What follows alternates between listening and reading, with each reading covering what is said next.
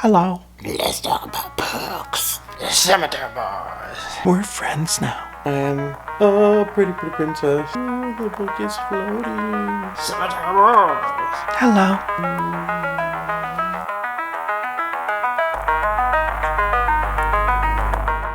Hi, my name is Noel, floating in the clouds, and we are going to be talking about Cemetary Boys today. Cemetary Boys by Aiden Thomas is about a transgender boy named Yadriel who belongs to a magical community of brujas and brujos. His father Enrique is their leader by birthright and has been tasked by Lady Death to protect their wellspring of powers that have been slowly dwindling over time, and to prevent the use of ancient practices such as human sacrifices from corrupting the balance between the living and the dead. In order to conserve whatever powers they do have left, his father and the leaders of this community stick to tradition and reject any new ideas or beliefs. They use this as an excuse to remain in ignorance and reject Yadriel as a brujo simply because he identifies as a male and he has transitioned into becoming a male. They've denied him his right to a portaje, which is a tool that basically helps brujex channel their abilities, and they have denied him his right to an aquilar, which is basically a coming of age ceremony for all witches and wizards that turn 15. Yadriel isn't too happy about being excluded from his community, so he sets out with his best friend Maritza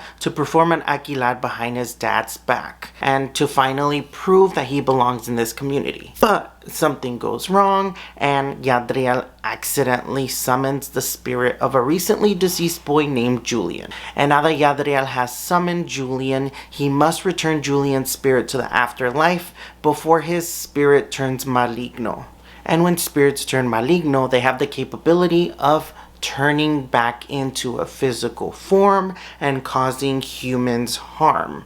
But Julian refuses to leave because he wants to find out how he died, and he wants to find out if the friends he was with the night of his death are okay. As they divulge into the mystery of Julian's death, they also uncover some secrets into the death of Yadriel's cousin, Miguel. The night of Miguel's death, Miguel was guarding the cemetery, making sure there were no trespassers coming into the cemetery, because the cemetery in this world is where the spirits just roam around. So Yadriel, Maritza, and Julian must now find Miguel and release both Miguel and Julian's spirits, or fear them turning maligno. Yadriel's journey throughout the book is about learning how to accept himself and not needing the approval of all the other brujos and brujas of his community in order to exist. Aiden Thomas built a beautiful world full of life and color through his imaginative storytelling. Everything and everyone fulfills a purpose in this story. From the cultural explanations of all the brujex to all the personalities of the characters,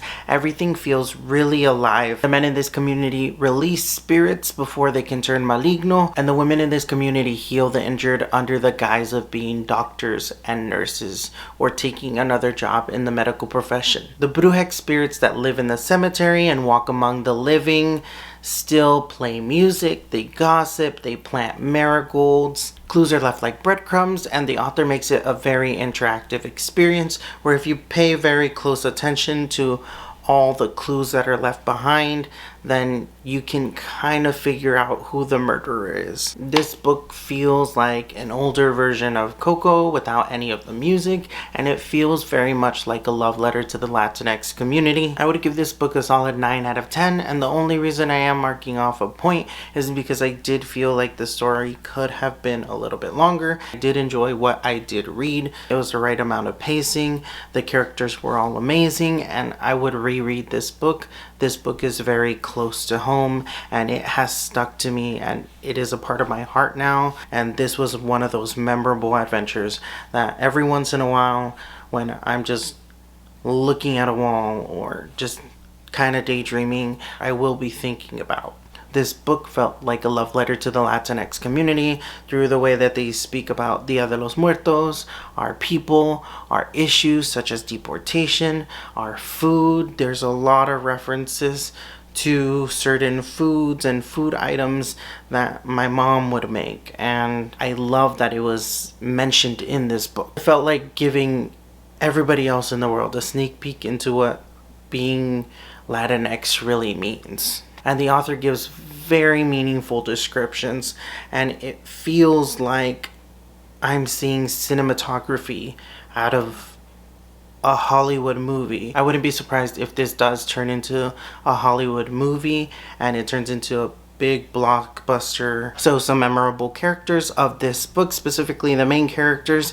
You have Yadriel, who is a young Latinx brujo, who is the outcast of the community.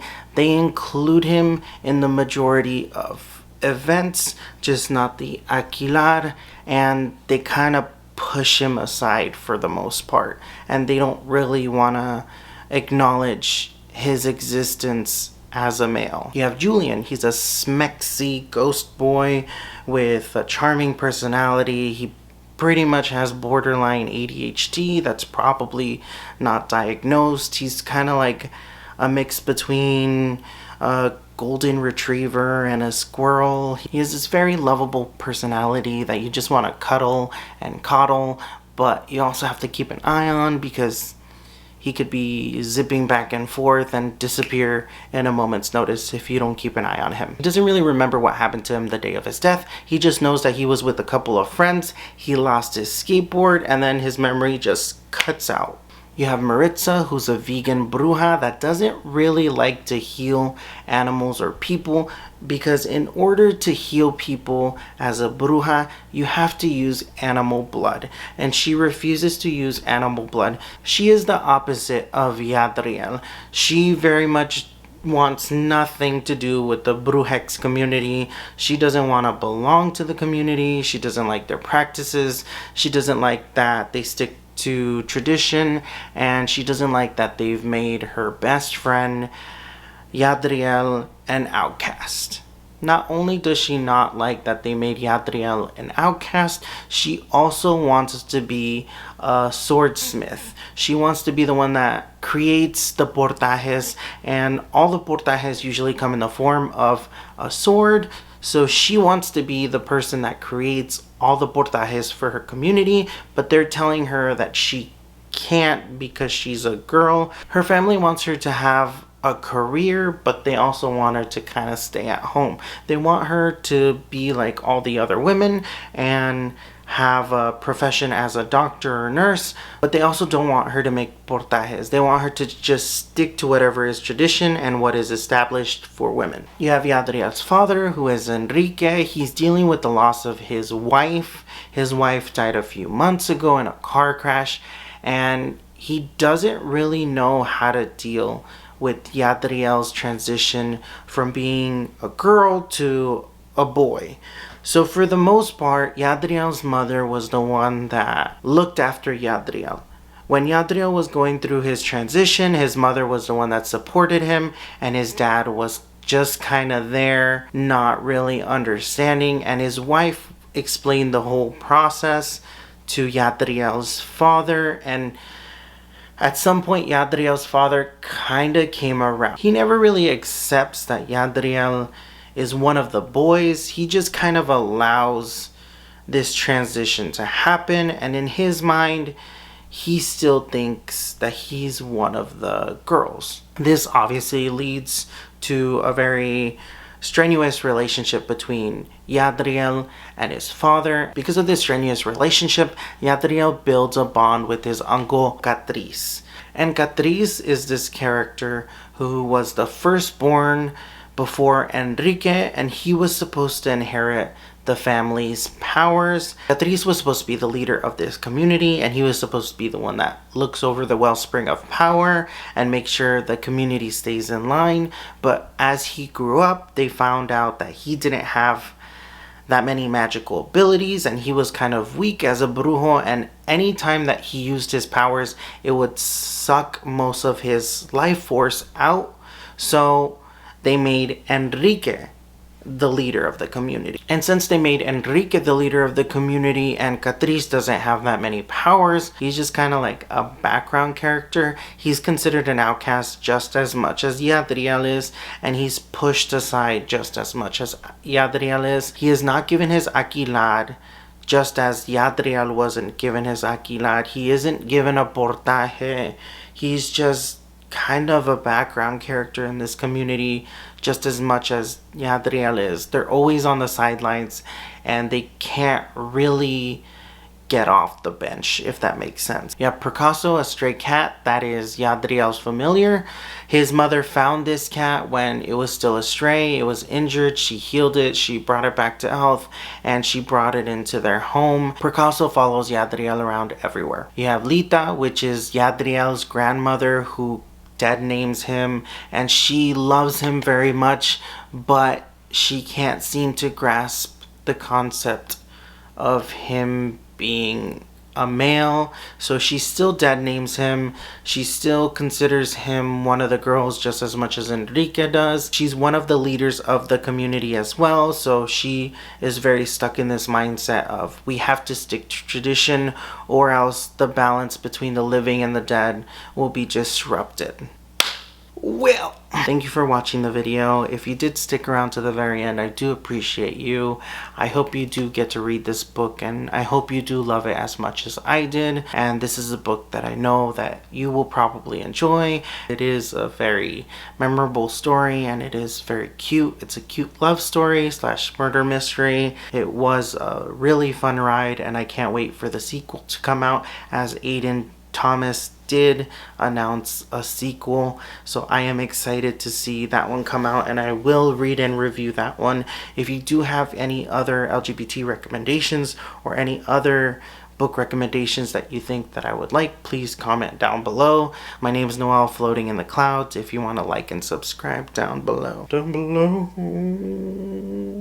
please do so. Please do so. Like or subscribe. Bye.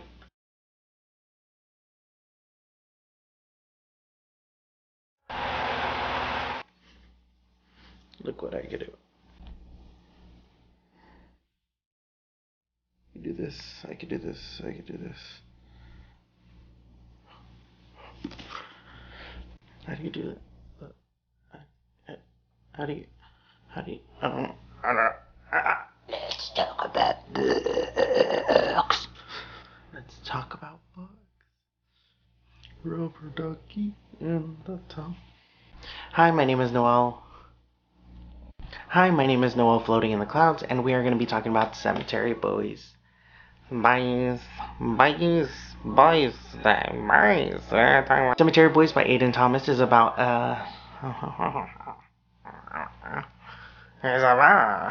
what is it about? I'm performing magic.